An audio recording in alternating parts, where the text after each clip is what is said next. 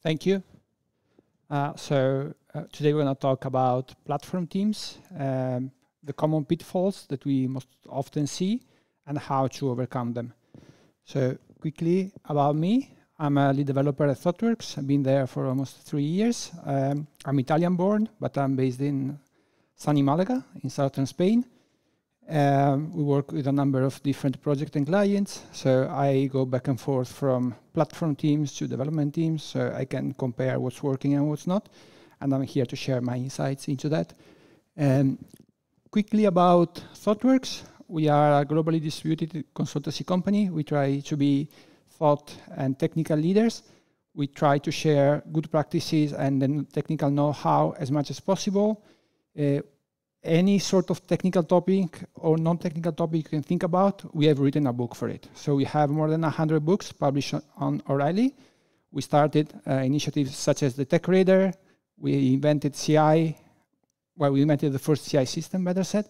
And Selenium is also a creation of ours. Today we're going to cover the most common pitfalls for platform teams, how to overcome them, and then I'm going to have a couple of zoom-ins on some insights that are especially relevant. So starting from the challenges, we have 4 major areas. The one is DevEx, or developer experience, which is essentially how the developers are using our platform and how we can make their experience better. If we make it better, they're going to be more effective, they're going to be able to deploy more frequently, and they're going to ultimately provide more value to our company. The next set of challenges are related to business, so how the business operates and how we can increase the effectiveness of the business. Then we have the technology, so how different software providers are used in the company and how we can help our development teams use them effectively. And the last part of challenges is inherent to platform teams. They're not common to any other team, and they have a special way of treatment. So starting from developer experience, are you familiar with the concept of UX, user experience? So when we think about UX, we think about a web application or an app, and we have people that are dedicated to the experience of the user there. That's usually not the case when we talk about platform teams. So we don't have internal UX that work and understand the development requirements. So this kind of work is usually done by the platform teams members without having all the sort of training that UX usually come with. So understanding those concepts is quite important. Centricity, for instance, is putting the user at the center of your business requirements, making sure that you are catering for their needs and that you are building something that is tailored for them. Then when we have different products being brought together, if you think about a merger between 2 companies, once you use services from one and the other, you don't have a seamless experience, but that's what we should be aiming at. So if we talk about integrating with Okta, with AWS, the experience should be seamless. The developers should not be feeling that they are moving from one platform to the other. The experience should be comprehensive. Then there are 2 topics that are very related, and they are very easy to mix, simplicity and usability. If you are familiar with the book, The Design of Everyday Things by Niels Norman, you will probably know that once you build a product, you can choose to favor simplicity, which means that you want to make the product as simple as possible. And that's one way to look at it. But usually that's not what users want. They want the system to be usable, which means that although it's easy to use, you provide a rich feature set. Any user will choose usability over simplicity because they want to do a lot of things with their system. They don't just want to have the 2 basic options. Then, specifically to platform teams, it's oftentimes difficult to elicit feedbacks from the developers. The developers are very good at asking for feedback on their code via pull request, via pair programming perhaps, But when it comes for them to give feedback on how something can be improved, developers are not the most useful group to get that sort of information. So I'm both a developer and infrastructure engineer, so I know how both groups operate. And yeah, if there are developers in the room, I don't mean to be mean, but that's just how it is. So moving on to the business challenges, platform teams are very much focused on their work. They have a lot of requirements coming in from different teams, and each team is just looking at their roadmap. They have their own business goals. They want to deliver as quick as possible, but they need the help of the platform team. And the platform team is trying to satisfy the needs of all the teams, but not always they have visibility of what each team is trying to do, which makes it difficult because you just hear the requirements secondhand and you don't really know what you're trying to build ultimately. There's like a man in the middle, there's somebody trying to get you the information, but it's never the original one. Then many organizations have a distrust of platform technologies. A clear example is the cloud. We are still in a phase where companies are looking at the cloud, but they don't trust to put workloads in the cloud. But that's what platform teams should be trying to do. Platform teams should not be trying to manage their infrastructure directly at all costs, but they should try to pivot and make sure that whenever there's a managed service that can do it for them, potentially better, that should be the end goal. Then platform teams should not operate in a reactive way, but that's what most often do. So if you think about having a roadmap with a predefined set of priorities versus being putting out fires all the time. So whenever there's an incident in production, whenever there's something not working, a Kubernetes cluster offline, the platform team is usually there to put out the fire, but that, of course, is taking away time from their roadmap. The next set of challenges is about technologies. So we all know that developers are always looking to the next shiny new object. So they want to use the newest framework, the newest version, and that's fine. That's fine. Oftentimes, those new frameworks bring in interesting things, but they also bring in potential vulnerabilities. They might not have enterprise-grade support, and the platform team is there essentially to mediate, but also to solve the situation if something goes awry. And that's usually not good, because you are imposing the decision of maintaining a product on a team that is not working on it on a daily basis. Then the maturity of the team is also a major concept. We have development practices that have been established and improved upon for a good part of 50 or 60 years now. But when it comes to platform team, we are looking at a much shorter time scale. So we had deployment teams, we had DevOps team, sort of, but platform team are fairly recent. So the way they operate is not as mature as development team, for instance. We are still building up the practices, and the team members are still building up the expertise on how to operate in the most possible way. Final point about technology is that there's a big risk of lock-in. So whenever the platform team chooses or is forced to choose a specific product, tech stack, technology, then it's very difficult to change it. So if you think about choosing a cloud provider, and that you start building using those managed services that the cloud provider offers, because they are convenient, they are cost-effective, but then it becomes very, very difficult to migrate out of it. And the same example can be made for identity providers, observability providers. It's just very difficult to change once you are committed to one tech stack. And many times the platform teams are pushed to make a rush decision without having time to analyze what all the company needs, not what a specific team making the request at that given moment needs. Last set of problems that are specific to platform teams. We start with the high cognitive load. So platform teams need, in order to be efficient and effective, to be aware of what the development teams are doing and what the organization at large is trying to achieve.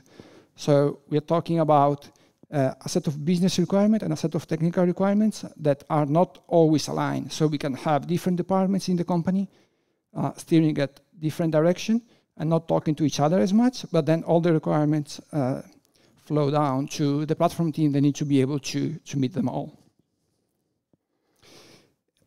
Platform teams have their own roadmap. They try to implement it as much as possible, but as we mentioned before, they are oftentimes trying to help other teams whenever there's a need for support.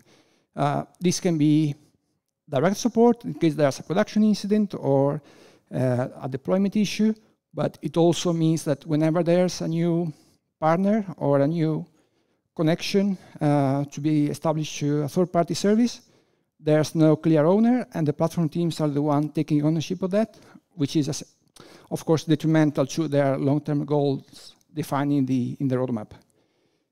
Then there's a disconnection between what the organization at large and the individual product teams are doing and what the platform teams are doing.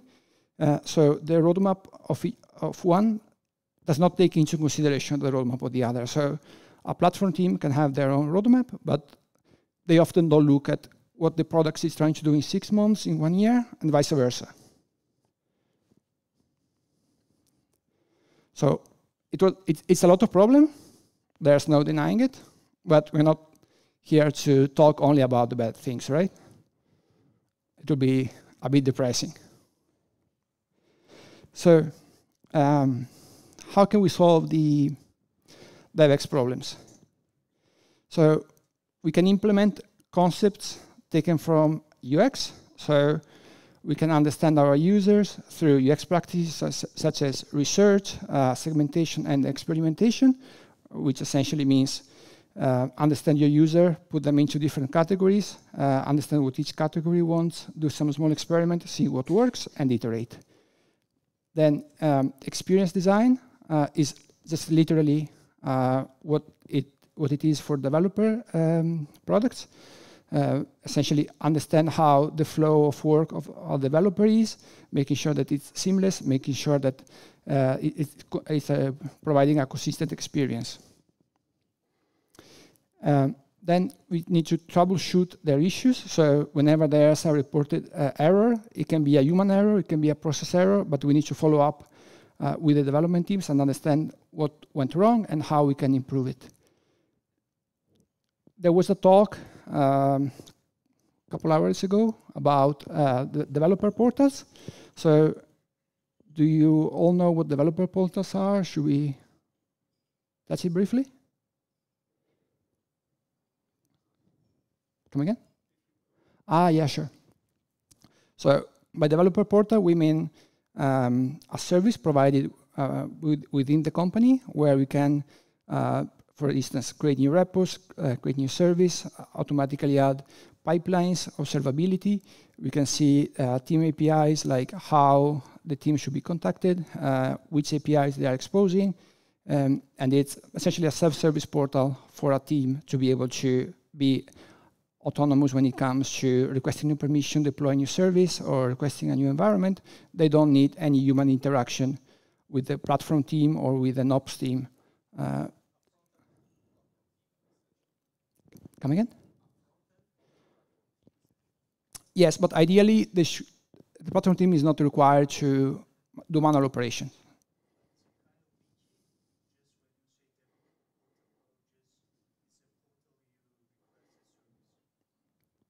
Yeah, so it's a little bit of both. So it's very different from ServiceNow, for instance, where you create a request and then somebody picks it up, and then you have an SLA. Everything happens in the moment. Or ideally, it should be like this. Okay, so building it is a great help for developer experience. So if you have a new developer being onboarded, you don't need to have manual operations for setting up the access, for giving credentials, for just giving the possibility to be productive. So in the best scenario, with a good developer portal, a developer could be writing code from day one after joining. So from day one, they could potentially go to production. This is the end goal, the ultimate objective. Then, when we build an abstraction, if we talk about cloud lock-in, or we talk about locking in observability solutions, a potential way out of it is to build an abstraction layer so that, for instance, if you need to deploy something in Kubernetes, you can use this layer, this library, and it abstracts from the underlying details. Like, for instance, if we deploy to AWS, if we deploy to Google, it's a very ambitious goal. It doesn't always make sense. But if done right, it can really speed up the development process, because usually developers don't care too much about technical details when it comes to platform concepts, such as observability, such as in which cluster their workload runs. But if there's a good automation in place, they shouldn't care either. Then it's important to build a community with the development teams, making sure that you get feedback from them. Every time there's a new issue, trying to understand what went wrong.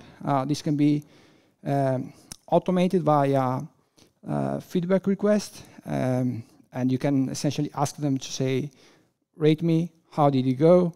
If I didn't get 5 stars, why? How would you have done it? Potentially leaving their details and have a follow-up. When it comes to the business, the first thing platform teams should do is understand what the business is doing.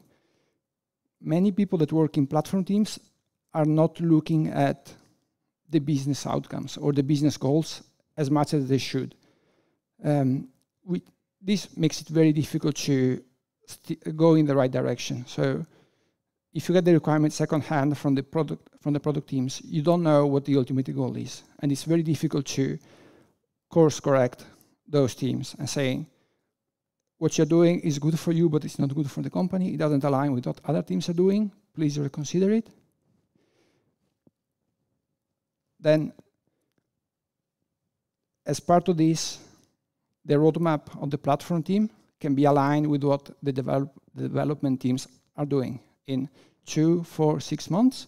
So, for instance, if we know that we're going to be moving into the big data space, in 6 months, the platform team can start working on an MVP now, getting feedback, so that in 6 months we have a solution that is stable enough to go to production and really help the development teams. Then there's a concept of policy, a concept of roadblocks, where the platform team can provide a strong set of guidelines that is implemented by default. We can think about policing cloud infrastructure, so we can think not having any S3 open bucket, public bucket. We can think about having all the secrets encrypted. And this is something that can be done at the central level so that development teams don't even need to think about how can I encrypt it, how can I restrict the access, because it's already implemented. You cannot deploy, you cannot create something new that doesn't meet the organization criteria, which makes it much harder to control if the teams are doing it, because they can do it in the first place. You don't need to go and correct those errors afterwards. But it's also saying to the customers, in this case, the development teams, how they should operate.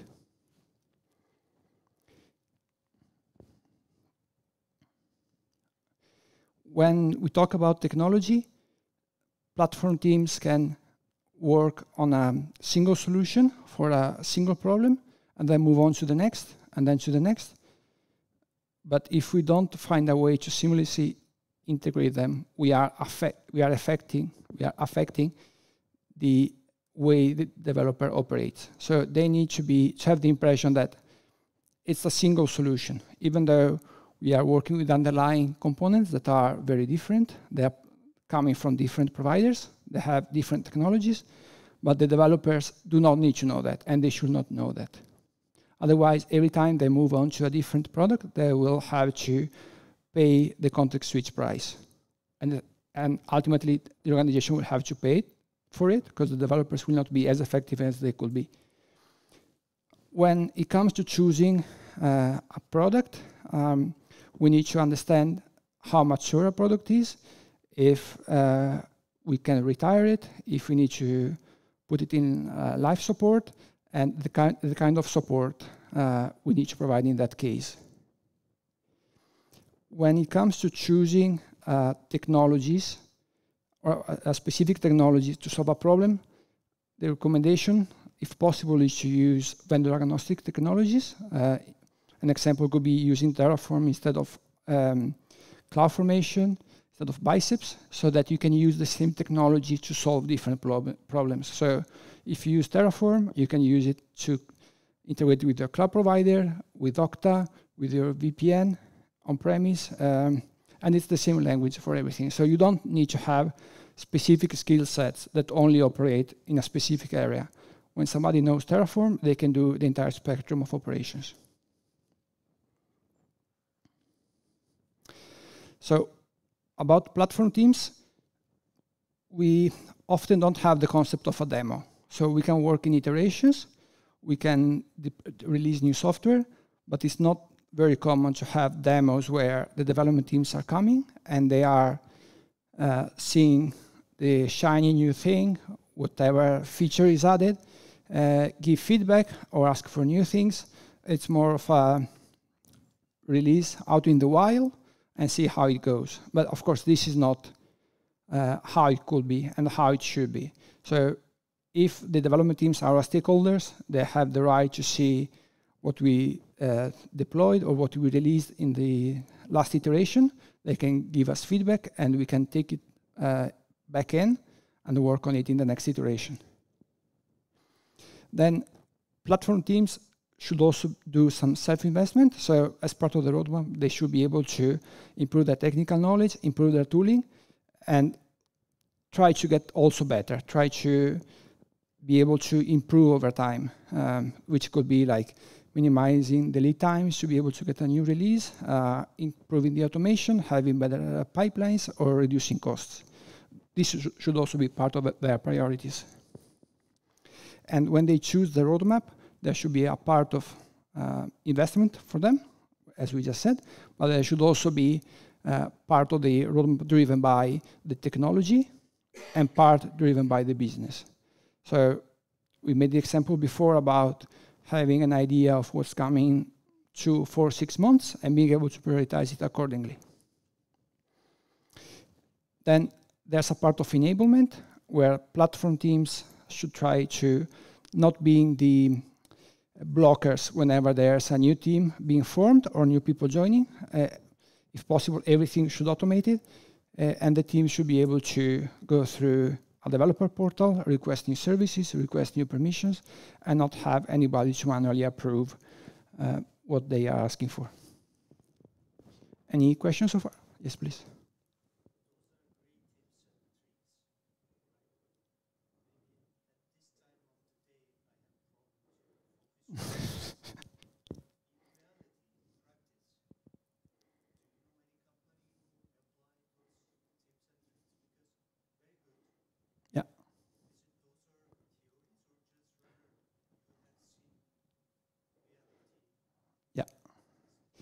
Yeah, I've seen it.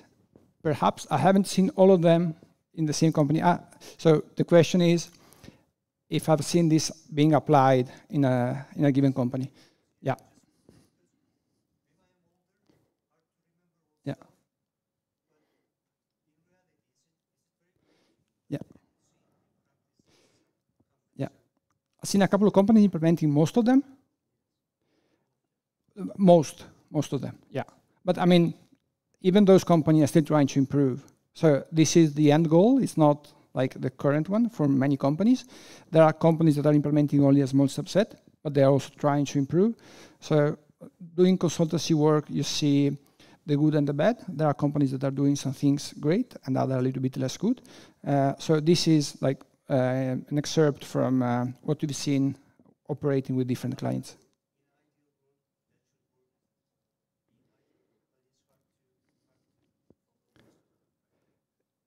I think it's just about setting priorities. So if getting effective platform teams enhance effective development teams is a business priority, this is definitely achievable.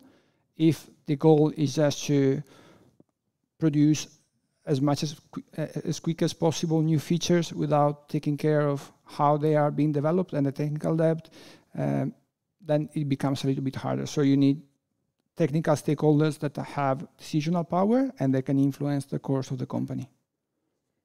So usually company with a very strong engineering background where engineers have a seat at the table, try to do this. If a company is driven only by product, it becomes harder. Thank you for your comment. yeah, absolutely, in the after party. Okay, so couple of zoom-ins. The first one about practices. So platform teams do not always operate in an agile way. So we mentioned before about the development teams having some 30 or 40 years advantages in terms of practices. So platform teams do not always have a clear definition of who and what their client is. So in this case, we could say that the development teams are our clients. It could also be business users, but having a clear understanding of who they are, what they are trying to achieve, categorizing them is very important. Then working in iterations, so not trying to have a full-fledged product from the first iteration, or not releasing it only when you feel it's completely mature, but releasing an MVP, getting feedback, and iterating over time can also be good to have faster release, faster feedback, making sure you are working on the right set of priorities, and if something is not working, changing it or removing it from your platform products. Measuring success is also very important. So we talked about eliciting feedback via surveys. This is also very good. You can also ask for direct feedback to the people that are using the product. You can have retrospective after your iterations and asking what went well, what went less good, how you can improve. But essentially, eliciting feedback is one way of doing it. Another way can be, for instance, using key metrics such as the DORA metrics. Platform teams do not have an easy way, or don't always have an easy way to measure how frequent they release to production, for instance, because they don't always go to production, but just an idea, measuring the average of the DORA metrics for all the teams and see how they improve over time can also be a good way of measuring success. When it comes to software development lifecycle, when we talk about testing, is anybody writing infrastructure testing here? No? Okay. So when we talk about, for instance, Terraform code, Terraform code can be tested. It's not the easiest thing to do, but it's definitely achievable. There are good testing libraries for Terraform. We can mock the underlying providers, for instance, the clouds, and we can even run unit tests in our machine before pushing the code and getting it deployed. We can follow the same practice such as the pyramid of testing, where we have a very robust and comprehensive set of unit tests that cover a variety of scenarios, and then when we move to integration tests, we need fewer of them. And if we want to write end-to-end tests that are slower and also more costly to run, we can have just a few to make sure that everything hangs together. Feature toggles is another functionality taken from development. So this is useful for being able to deploy to production from day one. So if you want to implement something new, you don't want to wait until everything is ready, but you want to deploy something called a feature toggle that essentially activates it to a reduced set of users or roles. And those users are the one testing how the system is behaving. If it's behaving well, they can give you feedback and you can iterate on that. And then, for instance, you can open it to 1% of your users, then to 10, then to 50, then to 100, and see how the system operates. So, for instance, if you're adding observability, and maybe you don't know if you have provisioned enough capacity on Datadog or any instrumentation provider, you can open it to a very small subset of your application or teams and see if that's enough, if your infrastructure is able to cope and increasing progressively and being able to roll back to a smaller amount in case it doesn't. We talked about abstractions before. If we decide to build an abstraction, we need to be clear about what the ultimate goal is. We talk about enforcing policies or enforcing practices such as naming conventions, configuration, and so on. That's not the role of an abstraction layer. That should be done via policy. There are a lot of great tools for enforcing policies. An abstraction library is not the best place to do it. An abstraction layer should just simplify the life of the people using the library. And it's quite difficult. It's quite difficult for platform teams because they have very different stakeholders asking for different things, and it's not easy to hit the right level of abstraction. If you don't do it right, you have something called leaky abstraction, which is quite common also in development, where the implementation details from the underlying layer filter into the upper layer, and then you have your user having to deal with the complexity of two layers, which is essentially not helping them. It's actually making their life a bit miserable. And then you, of course, want to steer away from it.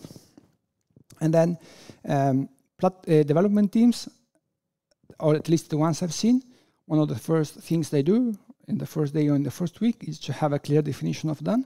So when you start on a story, you work on it. And before moving to the done column, you need to meet a certain set of criteria. I haven't seen it done very often for platform teams, so it's a little bit harder, it's true, to know when a story is done, because you can release something, but then it needs to be picked up by the development teams, and then they need to deploy it to production.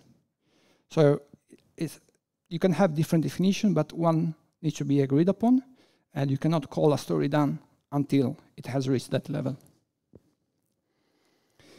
Are you familiar with team topologies? Mm-hmm. Cool. Okay, so one of the teams defined in the team topologies book is the platform team. So when we talk about them, we're talking about a team that is working independently from development teams, but there's an exception where they are enabling development teams that are not familiar with platform concept, or they're not able to deploy independently or monitor their system or support a live environment. So in this case, they can work embedded in the development teams, train the development teams to be independent, and from there on, they can move back to their platform team. The main goal for platform teams should be to build the core custom building blocks, and then the development teams can pick those blocks, provide a small amount of configuration, and be able to deploy. Platform teams can also operate in a sort of domain-driven design way, so they can build also their platform domain into different subdomains and have specialized sub-teams working in each of those. And the dev streams or the dev teams should be completely independent from the platform teams unless there's a bug in the platform building blocks, in which case they can request assistance. We can think of it like any regular product has bugs. If a development team is trying to use a platform system and there's something that is not working, it's about filing a bug, some iteration going back and forth, and deploying it in the next release. Any questions so far? Cool. Let's move on. Next, zoom in. So this is more of a view of the product manager for the platform team. So the goal here is to treat your product as a service or a set of services. So when we talk about service portfolio management, we can also refer to apply the same practices for internal products. So we can talk about building abstraction layers for the underlying building blocks, and this is a service, and that should also have the life cycle being managed as a regular service. So there will come a time when we decide this service should be retired, and that's fine. It fulfilled its mission and it's no longer needed.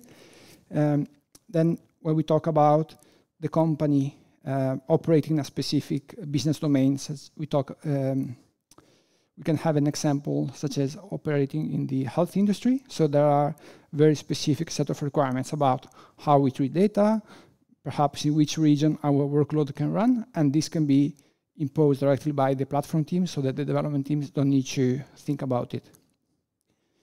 Then whenever we want to maintain a service or create a new service, we can go through a value proposition exercise and understand which value we will be providing to the development teams. If the ROI is good enough compared to the investment we need, we can go ahead. Otherwise, you can decommission the service or reduce its functionality.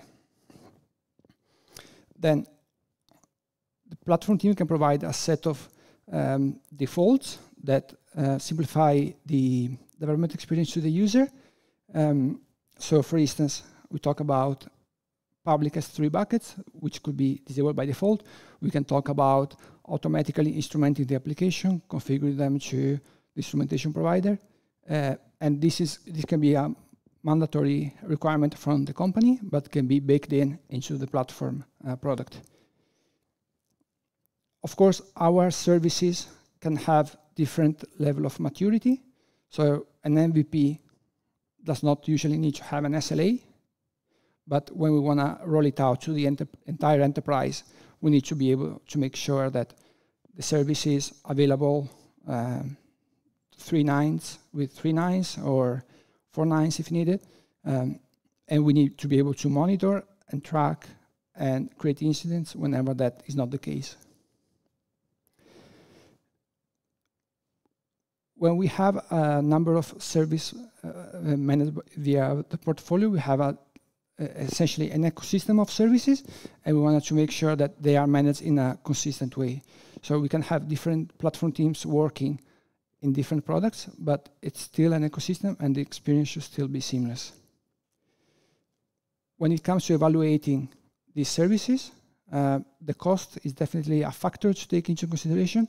How much they are used is another factor, and how many teams, for instance, could also be a useful metric. So if you have 20 teams and only one is using a service, perhaps it's not worth it to keep it as a central platform service.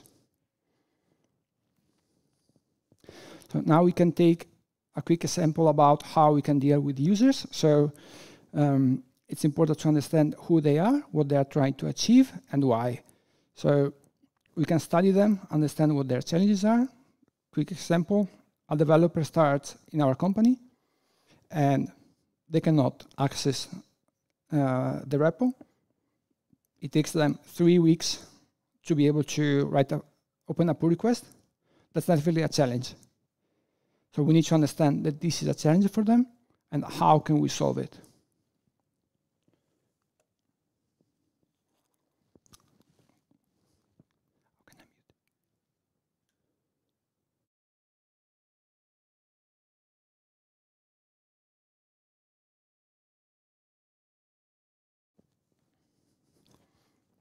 Good. So another concept from UX is the concept of journey. So it's like telling a story. We can think about children's story, a fairy tale about our users having to face a big problem, how they get to the ultimate goal, how they manage to overcome the big dragons. And this path is trodden by many obstacles, and we need to be able to find a way to remove them. Tools to achieve that is build user personas. So we know that we can have different roles in a product, and they have different access levels, different user requirements. We can do the same with platform teams. So we can create a persona for a role. It could be a developer, it could be a BA, it could be a tester. Those are all type of our users, usually. There can be more, but defining a persona can help understanding their requirements. Then a useful exercise is the volume stream mapping, where we define the path to production for our development teams, and we see where they are being held off, where time is being lost, and where pain is being experienced. And we can focus on those areas to improve the overall experience. Then we need to be able to manage the user and the stakeholders, so what they expect, when they expect something, and why. Of course, when we have multiple teams, it means also having multiple stakeholders that will have at times competing priorities, and it's not always possible to fulfill them all. So being able to understand what they need, what the real priority is, and make informed judgment calls can help have a healthy relationship with our stakeholders.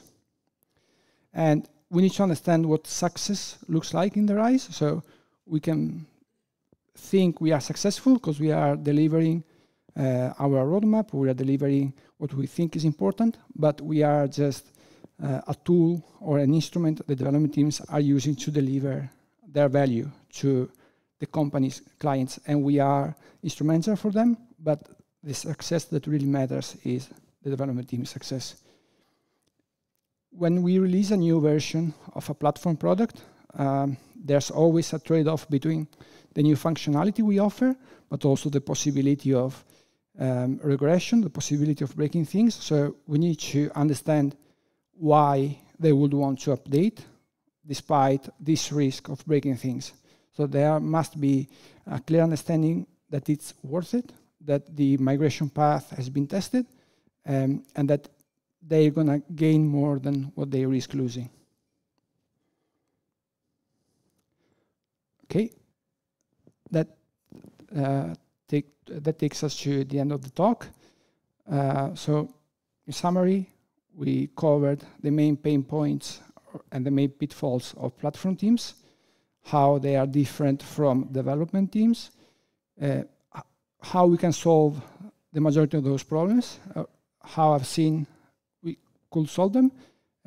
As it was correctly pointed out before, not all platform teams can have this level of maturity, this level of functionality, but it's something that every team can aspire to.